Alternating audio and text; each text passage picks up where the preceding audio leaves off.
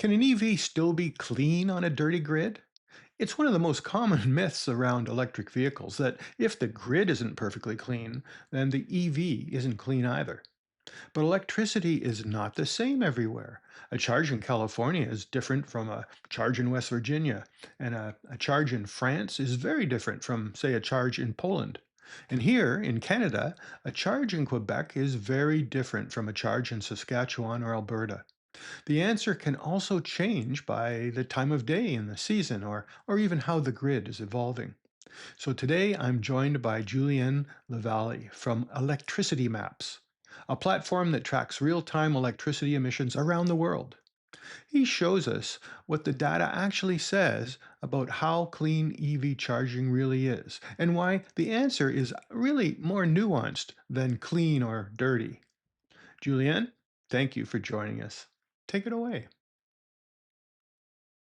Thank you, Tim, for the introduction. Happy to be here to speak about this topic today. So also to put a bit of context, Electricity Maps was originally started to put facts and data behind some debate happening about the grid transition and the grid decarbonization and what grids are cleaner than others, or whether we can achieve 100% renewable energy, or whether we actually achieve it already today. And so very happy to also be here to put a bit of facts and data behind this question of how clean is your EV really.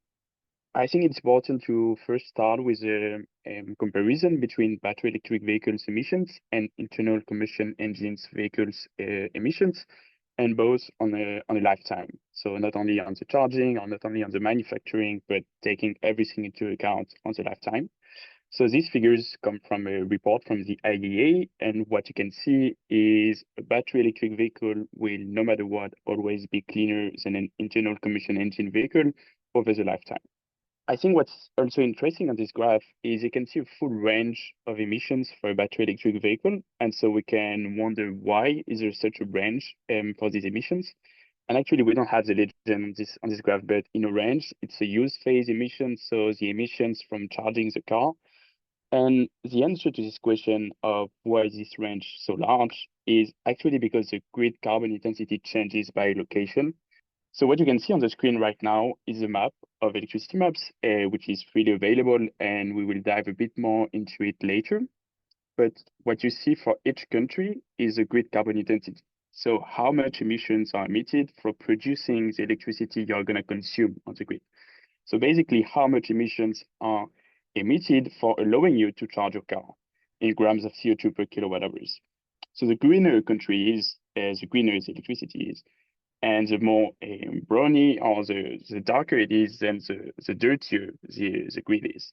And so what you can see with this map is that really when changing from one location to another, it really changes the emissions of the electricity you consume.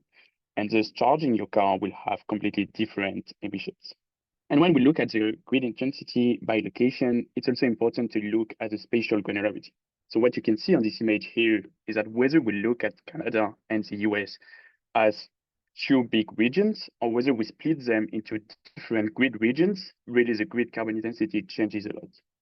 So you mentioned in the introduction, for example, that emissions in Virginia and California would be completely different. That's true because the capacity of renewables installed in California is much higher and much larger than it is in Virginia. And that is fact for all regions and all grids around the world. From one grid to another, you will have a complete different stack of technologies to produce electricity. Hence, the grid carbon intensity will vary a lot. And grid carbon intensity doesn't only change by location, but also over time. So here we are looking specifically at Alberta in Canada over the year 2025. What you have on the x-axis is all days of the year, 365 days of the year. And what you can see on the y-axis are the 24 hours of the day. So every block is colored according to the grid carbon density on that specific hour on that specific day, according to the legend you can see on the bottom.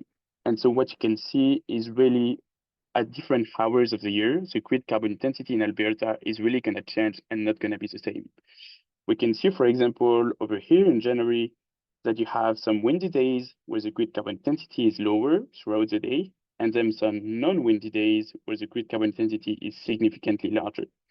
You can also see that for some times of the year, we can see the influence of solar, where the carbon intensity in the middle of the day is quite lower than the carbon intensity over the evenings. And so we have this map available online for free, but also available on the App Store and on Google Play. And I would strongly encourage you to download it, where you can actually explore each regions of the world and each hours of the day to really understand what's happening on the electricity grid, what technologies are producing electricity, and what the carbon intensity is. So let's actually take a little dive into it. So here we are looking at the electricity system in real time. And looking, for example, at California right now, you can look at how much electricity is produced from each technology. So we are still quite early into the day in California. So solar is not generating that much electricity, actually already 4 gigawatts, but accounting for 15% of the electricity mix. But if we actually slide back to the middle of the day yesterday, you can see solar was actually at that time generating about 16 gigawatt of the electricity, over 28 gigawatt consumed. And so the carbon intensity on the grid was 65 grams of CO2 per kilowatt hours, which is quite low. You can also see what have been the exchanges of electricity between grids. So to really take into account what is electricity consumed in each grid and how clean is this electricity consumed, considering not only the production that happens locally, but also the exchanges with the neighboring grids. And also you can see how this fluctuates over the day. So again, if we take solar, you can really see how the time of the day really influence how much electricity is produced from solar. That's also true for other generation technologies. Right now, battery storage is becoming more and more important in our electricity mix today, and California has a lot of this battery storage installed. And you can see how these batteries are getting charged over the middle of the day when solar generation is very high, and how batteries are getting discharged in the evening.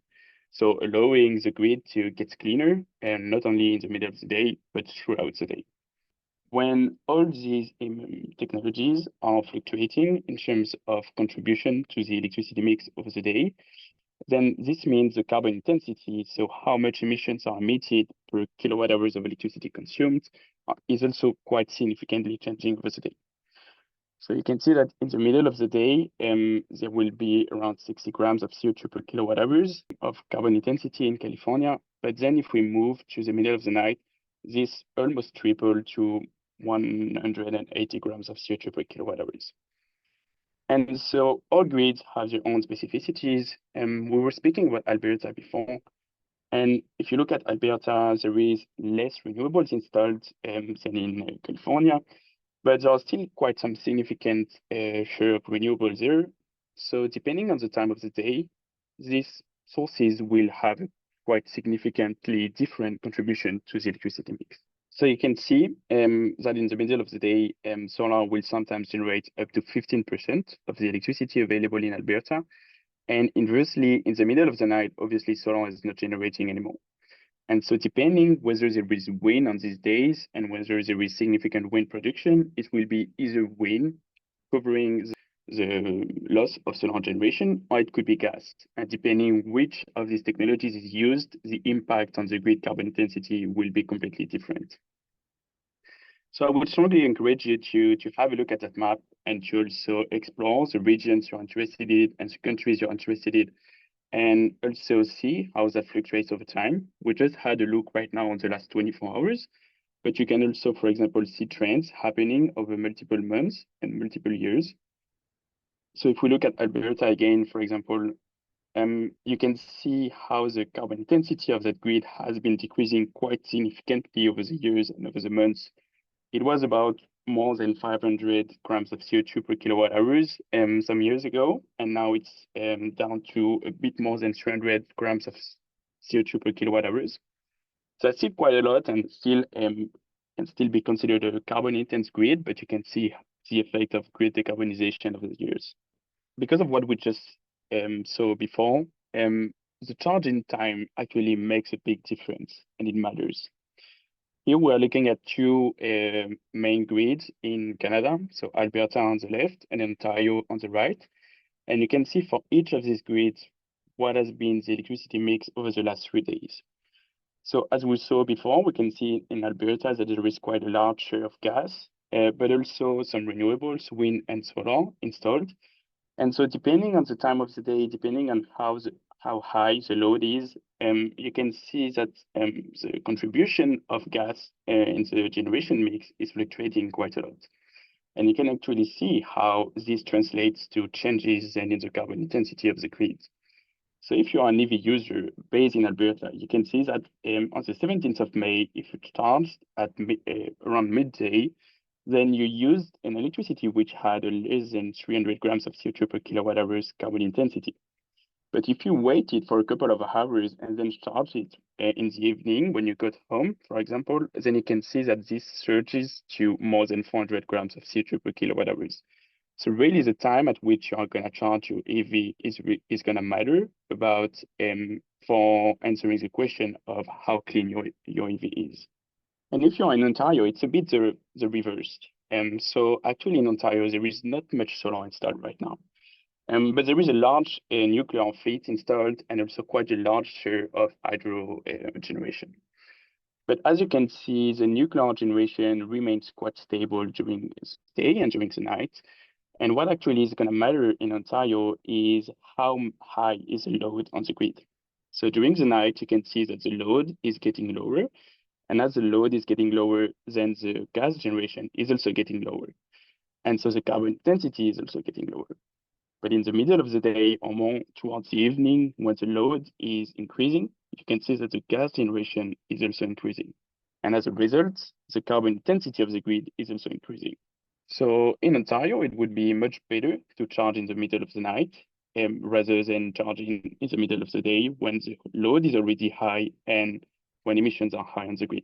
If you get home in Ontario, maybe don't charge immediately your EV in the evening, but wait for a couple of hours, even use some smart charging features to charge your EV during the night and thus reduce the emissions caused by your charge and make your EV even cleaner. So on this graph here, we are looking at the minimum and the maximum carbon intensity of selected Canadian 2025. So we're looking here at the carbon intensity with the hourly granularity. And we look at the hour, which was the cleanest in the year, and the hour, which was the dirtiest in the year, to put a bit of numbers behind how much can carbon intensity change between hours in a year. And you can see that for most of the grids, it's very significant. So in Newfoundland and Labrador, because they are mainly using hydro generation, then the grid is pretty much always clean. But in Ontario, which is quite a clean grid, you can see that for some hours of the year, when the load is going to get very high and a lot of gas generation is going to be used on the grid, the carbon intensity can increase quite significantly. And the scheduling right to charge of your car will have a big difference in making it cleaner. And that's the same in British Columbia and Quebec, where carbon intensity can triple between the cleanest hours and the dirtiest hours of the year. And in Alberta, it's a bit the same, where it can double. And it's what we saw before, that Alberta is so far not so clean a grid, but with the addition of more solar and wind generation, there is also more and more fluctuation of the carbon intensity of this grid. So the charging time of your car really makes a difference when answering the question of how clean your EV is. And what also is interesting to look at is how the answer to this question changes over time and changes over years. So when exploring the map before, I was showing you how the carbon intensity in Alberta on a monthly basis since 2018 was reflecting the grid decarbonization on this grid. And that's actually what we can see also on this graph here. And we can see that it's also true for other grids like British Columbia, for example. Interestingly, in Ontario, it's actually the reverse effect, because Ontario is also exporting more electricity now to the US than it was before. And because of these electricity exports, which are important to keep all the grids balanced and not only the local grids, but also the neighboring grids, and which are important, very important in the grid decarbonization. Then it also has an effect on the entire on the grid in Ontario. But let's not forget that Ontario right now has a grid carbon intensity of about 100 grams of CO2 per kilowatt hours, which makes it a very clean grid worldwide. But that's actually what we can see on the second graph here. We can see that Canada, compared to other parts of the world, is really at the bottom of this graph on carbon intensity. So really showing that Canada has a quite highly decarbonized grid. But other countries are on a good path and a good trajectory. So we can see, for example, Australia, which was about 650 grams of CO2 per kilowatt hours back in 2017. Now in 2026, there are more, about 450 grams of CO2 per kilowatt hours. Most countries also have this downward trend. So that means that when you are charging your EV, first, if you are based in Canada, it has a very, very low emissions because the grid is quite highly decarbonized. But second, the emissions of your EV charging are decreasing over time. So the more we progress and the more we decarbonize our grids, the lower and the less emissions are emitted when charging your car. So to conclude, I included a couple of takeaways here. So the first takeaway, which is always, I think, important to restate, is that electric vehicles are cleaner over the lifetime than internal combustion engine vehicles. And second, what we saw on this very first graph is that emissions of an electric vehicle can vary a lot. And the main reason for this variation is how clean the electricity used to charge a car was. And so this answer varies by location and over time. So that's why it's also very important to look at electricity carbon intensity with a high spatial granularity and a high time granularity. And that's also why charging time makes a big difference. EVs get cleaner also over time as grid decarbonization progresses, but it's very important to time the charge of your car correctly to lower as much as possible emissions from the charging of your car. And also something we did not cover here, but which is important as we talk about grid decarbonization, is that electric vehicles are also becoming a very valuable, flexible asset for the grid. So by using the charge of your car and the flexibility of charging your car and even discharging it on the grid with vehicle-to-grid applications, it's very important to bring flexibility to the grid to help grid decarbonization. So that was all for today. I hope you enjoyed it, and I would also encourage you to go navigate on the map itself, either on the web, it's accessible for free, or download it on your phone from the Play Store or from the Apple Store, and have fun. Thanks, Julian, for showing us how much the electricity behind an EV can vary by country, by region, and even by time of day. And one of the key takeaways is this: as the grid gets cleaner, every EV charged on that grid gets cleaner with it. Combustion vehicles don't get that same upgrade over time. If you found this recording useful, please subscribe. We publish new electric vehicle presentations on a regular basis.